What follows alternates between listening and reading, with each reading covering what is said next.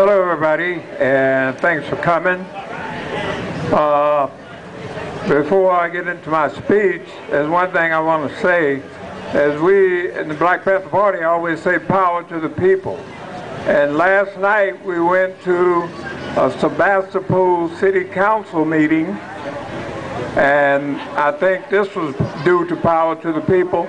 The Sebastopol City Council granted the city of Sebastopol as a city of refuge.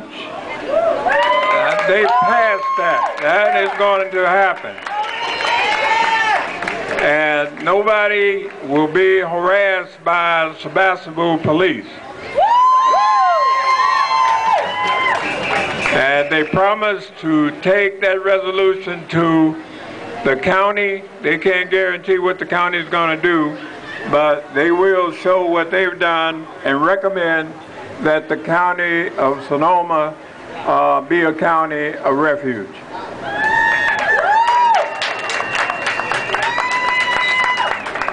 Okay, my name is Elbert Big Man Howard.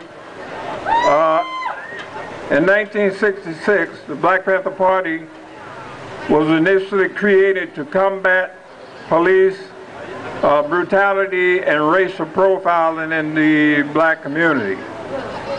And now, 42 years later, here I am speaking on the same issue. Here in Sonoma County, young people of color are special targets for so-called law enforcement, street crime units, anti-gang task forces, and community policing units. We all need to protest the police abuse and racial profiling that continues to thrive in our community. We need to take action in various ways. One of these ways is that we need to cease supporting, as taxpayers, the funding of laws, law enforcement agencies, and criminal penalties that do not work and violate our civil and constitutional and human rights. The game of politicians started in Washington, D.C. and spread throughout America and has instilled fear in the public in hopes that they can push their agenda to allocate more funds for increasing the number of police and prisons. The politicians, of course, get to pocket some of that money. Government policy, both federal and local, is being tough on crime, and politicians use this as a stepping stone on their way up the political ladder. Adding prisons and police is part of the reason that our communities suffer. Schools aren't funded, education programs and teachers are eliminated. All forms of health care, including mental health care, lose funding, and hospitals face closure. Housing is not affordable and certainly not available for great numbers of this county's inhabitants. New prisons have become a priority, and building them is the answer to all of our problems, according to Proposition 6, which we need to vote against in the coming election. Putting our 14-year-old children in jail is the answer to some of our community leaders,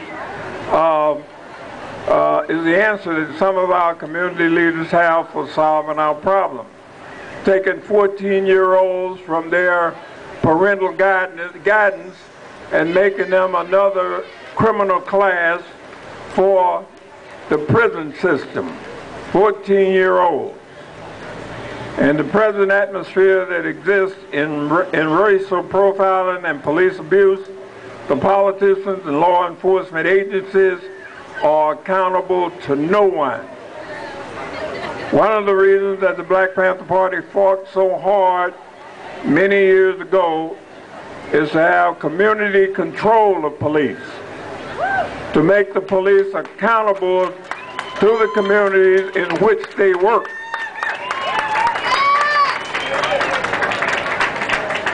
Proposition 6 seeks to implement policies and laws that would further erode our already violated and quickly disappearing rights. Proposition 6 states, 1, illegal immigrants charged with felonies and gang crimes cannot be released on bail. We want to lock them up forever. Sheriffs, deputies, and local courts would be required to run immigration checks on everyone booked or charged with a felony. Gang members convicted of robberies would be subject to life in prison. Gang members as young as 14 years of age could be tried as adults.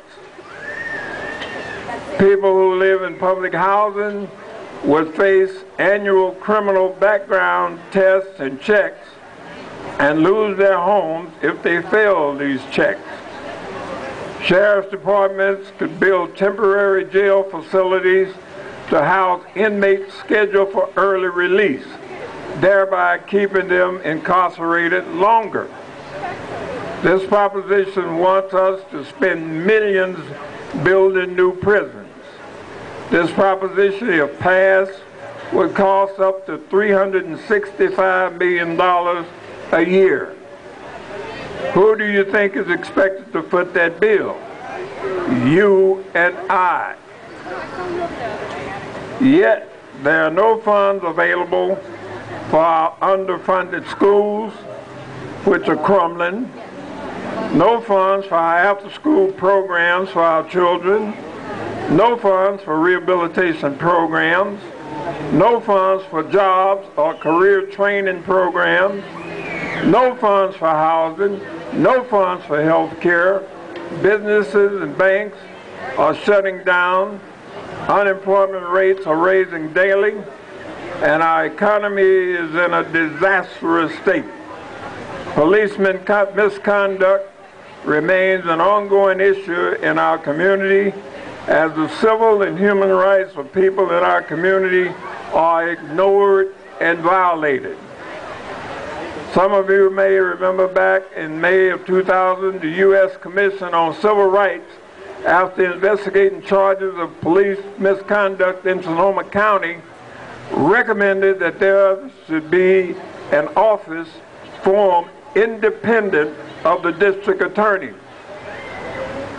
to both investigate and prosecute cases of police abuse. It never happened. Why? Was it due to a lack of community political will? I think not. Are we to continue to ignore the injustices in our community? Are we to continue to support laws that erode our basic human and civil rights?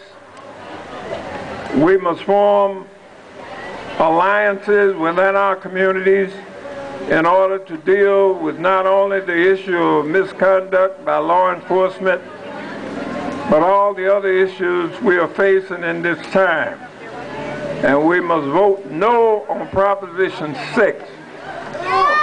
And we must create a united front of all the different communities, ethnic groups, whatever in the community, to combat this rising tide of fascism that's taken over America.